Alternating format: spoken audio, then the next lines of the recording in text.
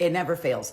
I like sit out a day on the Larry Millete trial coverage, and that's when shit goes sideways. So I'm back today to talk about 2 days. Today's Friday, June 26th.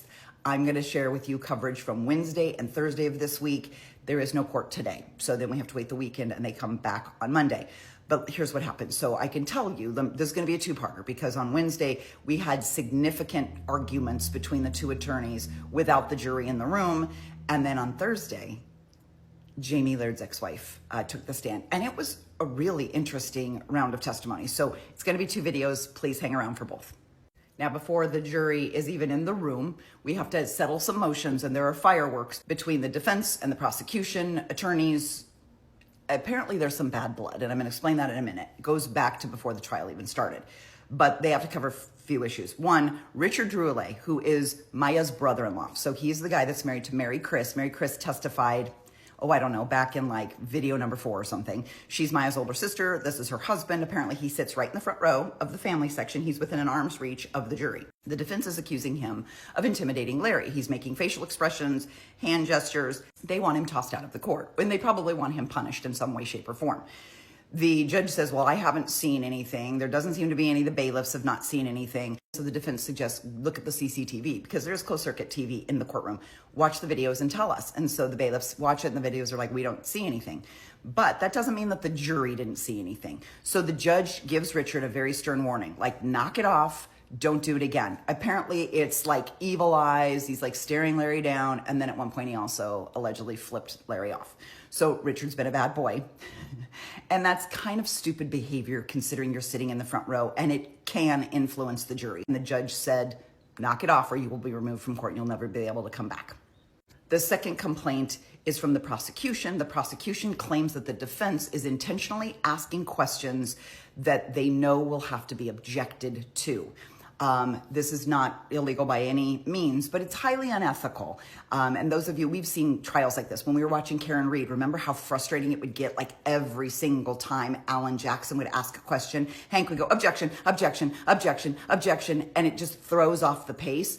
They say that the defense is doing this on purpose. The defense is intentionally asking questions that are misleading or disruptive, and so the prosecutor will be forced to object because they have no other option, and then it makes the prosecution look bad, like they don't want the story to get out, like they don't want this witness to talk. It can also influence the jury, so it's just bad. And the judge is like, listen, I don't know what's going on, but knock it off. By the way, this is the judge. I finally found a picture of him. This is him. This is from the preliminary hearing, but this is the judge. Anyway, then the third argument is just about Larry's state of mind, pattern of behavior. So there are some arguments that they have to make about what can be asked, what can't be asked. Now, remember, in the beginning, the defense tried to say that Larry wasn't fit to stand trial, and he had to go through all those psychological tests to be able to prove that he could stand trial. He's proven that he can stand trial.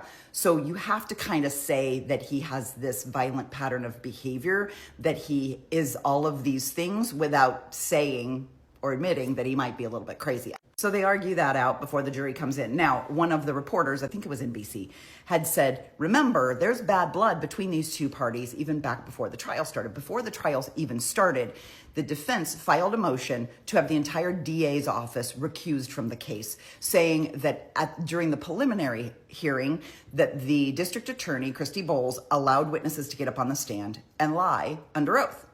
Now, Bowles is like, no. And the judge is like, you have no evidence of that. You have no proof of that. We're not going there. We're not recusing the entire team.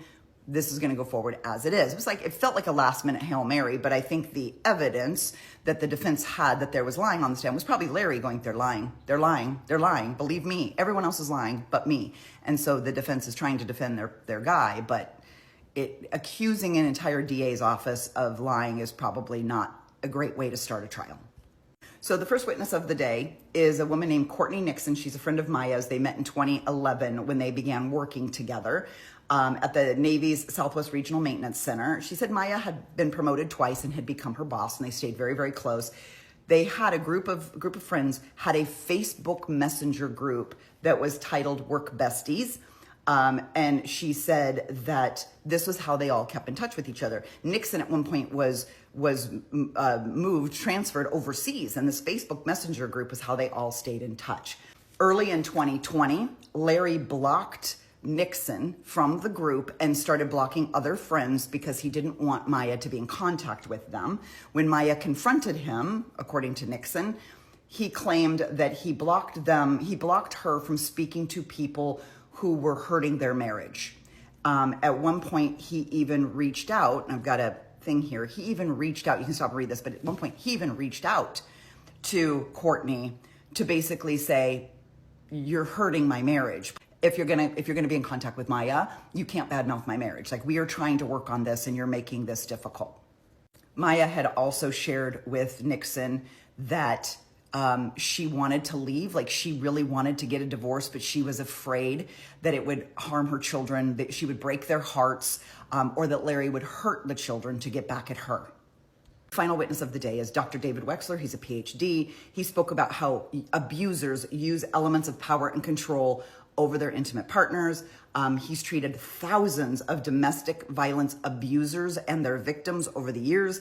He says that the tactics are often coercion, threats, intimidation, isolation, minimalizing, denying, blaming, economic abuse, which was huge here, using their children, etc. Bowles, the DA, then went through and said, like, she gave example after example after example of when Larry did this, then Larry did this, then Larry did this. And Dr. Wexler was like, yes, this is exactly what I'm talking about. This is the type of behavior that is often shown in these domestic violence situations when one partner is trying desperately to control the other partner.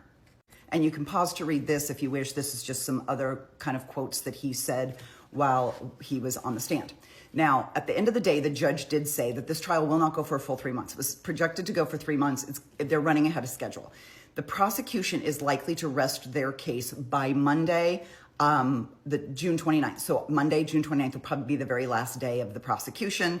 And then the defense is expected to present probably 5 days worth of defense. And then the jury would begin deliberation right after the 4th of July. So that was the final note of the day, and I will be back to talk about day 23, where Jamie Laird's ex-wife, Patricia, took the stand.